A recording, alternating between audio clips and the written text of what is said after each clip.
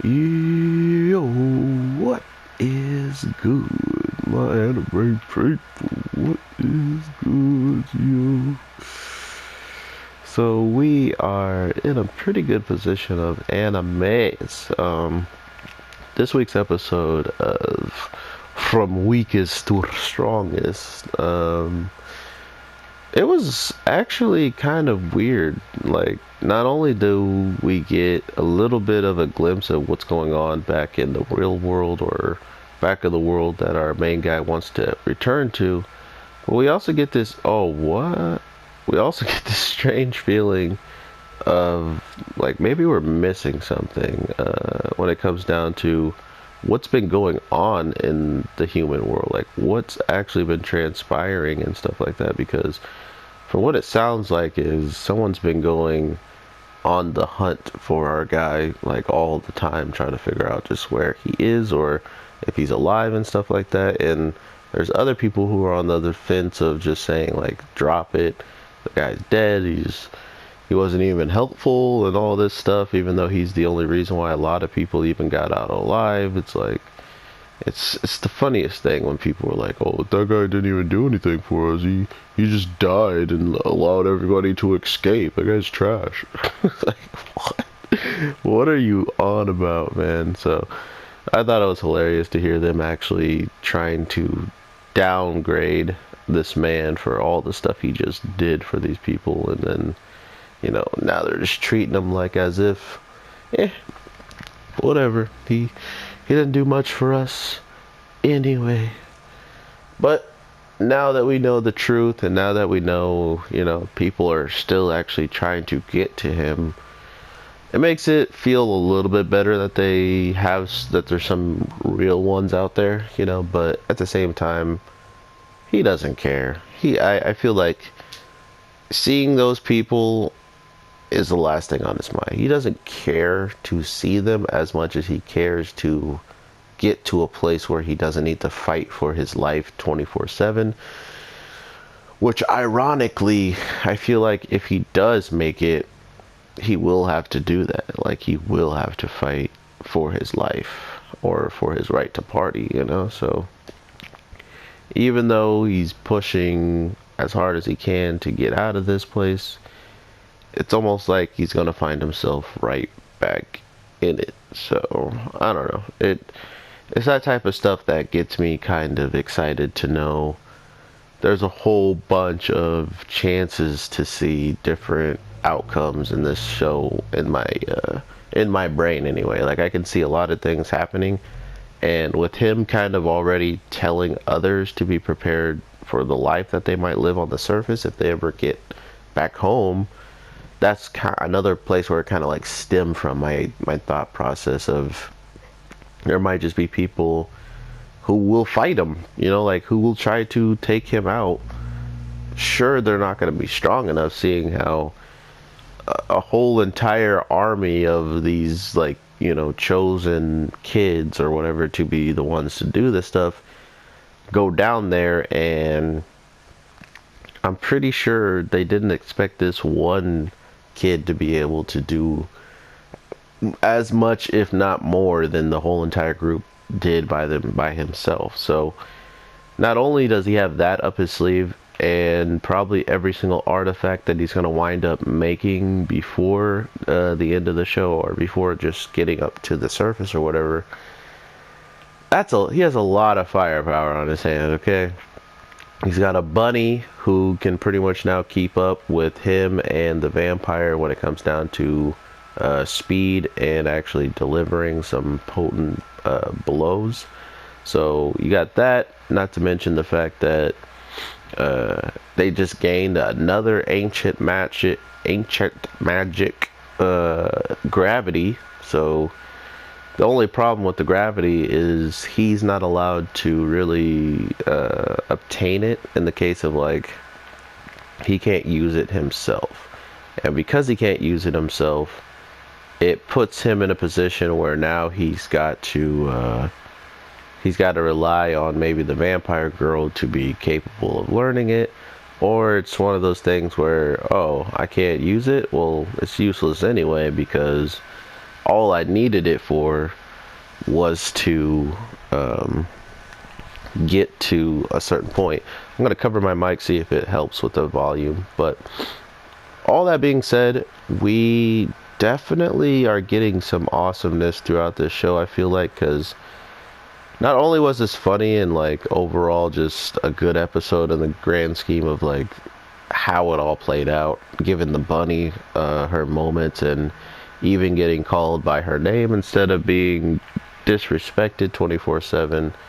It seemed like there was some good stuff in this week's episode. It just all kind of ended weird with, you know, the whole tavern thing and what the bunny goes and says. So, that being said and done, I truly have hope for this show. I know a lot of people either, I don't know if they're mad or if they're just kind of disappointed in the first, like, little bit of this show when it came down to them just skipping a lot of the information and what they could have learned, what not them, the people who read, but what we could have learned as first viewers of this show and of this series is how much went into the planning of these people going down into this dungeon, you know, to actually complete their job that they were summoned for, and just the kind of camaraderie amongst this group before going there as well. So I don't know if they're actually disappointed as much as they are just like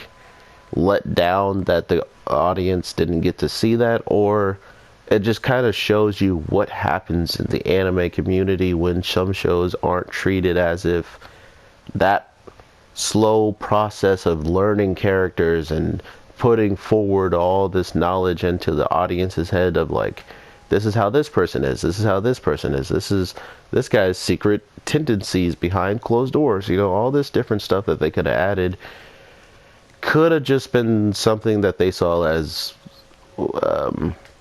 they didn't need it, you know, like this isn't useful to us, we just need to put this, this, and this, and we're good.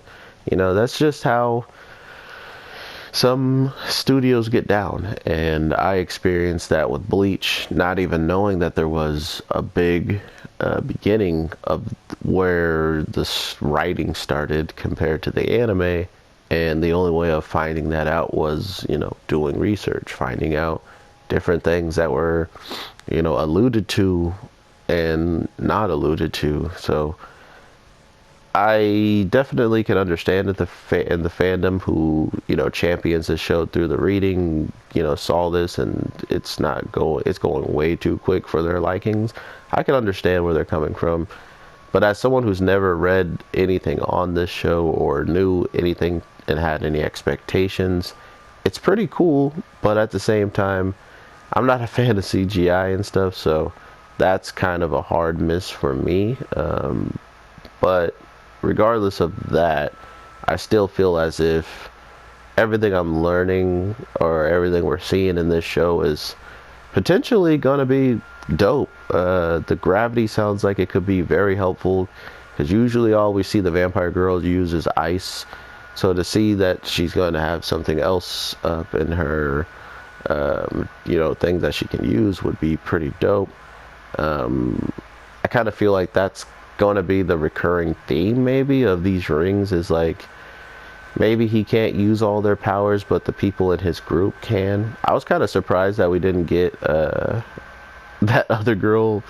Like, the girl literally was acting as if she already died because she was in the golem and the core was her core, because she even screamed like she got stabbed and died. Like, come on. Just to come to find out she's just like this weird looking ghost blobby thing that gets to chill in a kingdom, or not kingdom, in a throne room and not really do any fighting at all, and that her body is really fragile, that she couldn't even take a, you know, bump on the head. But she took the bump on the head like a champ, so that's, at least she got a little bit stronger than she used to be. I don't know, this show is definitely goofy, but at the same time, it started off so criminally dark, man. Like, it was just darkness after darkness after darkness, and you're just kind of like, ooh, this is rough. Like, this main character is getting absolutely destroyed 24/7, and then now it's like, oh, Now he's okay for 2 seconds. Up, he's not okay anymore. It's like, holy crap, man. Just, this guy can't cut a break. So, with all that being said, we definitely have some interesting, more labyrinths probably to find, or maybe they're going to be more straightforward than this one was, where all of a sudden you got to go to this corner, to go to this corner, to go to this way, to go and wind up all the way back at the start, so it was pretty funny. And our bunny girl definitely changes the complete dynamic of the show 100%. She is the life of the party, literally. And with that being said, it's funny enough that anything she does at this point is going to feel like a breath of fresh air with how serious and dark this show was, to then getting her to lighten it up a lot. And I mean a lot. So I don't know how long it took to get her into the story, or if it was like as much time as it was for, for her to show up here as it did in like the reading, when he like falls down there and deals with all that stuff, how long it takes him to meet her. But I'm guessing it's probably a bit of time and then a lot of darkness until then. So overall, this episode wasn't the best episode out of all of them, but it did have the most like comical things in it, I think. Like, it had quite a bit of it, including with our bunny girl trying to lose her V card after an crazy labyrinth. So, I mean, can you blame her for wanting to do something that she might not ever be able to do while she's traveling to labyrinths to get dang they're killed in every single chance they get while they're in there, so yeah, get it out of the way while you can. But with all that being said, I hope you have an amazing day, everyone. Take care, and if you do look forward for any more videos from me, I think I got one more in me. So if you're watching this and nothing else, thank you for watching regardless, and I will definitely talk to you tomorrow if you do choose to show up for one of those animes. But if not, have an awesome day, night, evening, and I will talk to you in the next one. Alright, peace.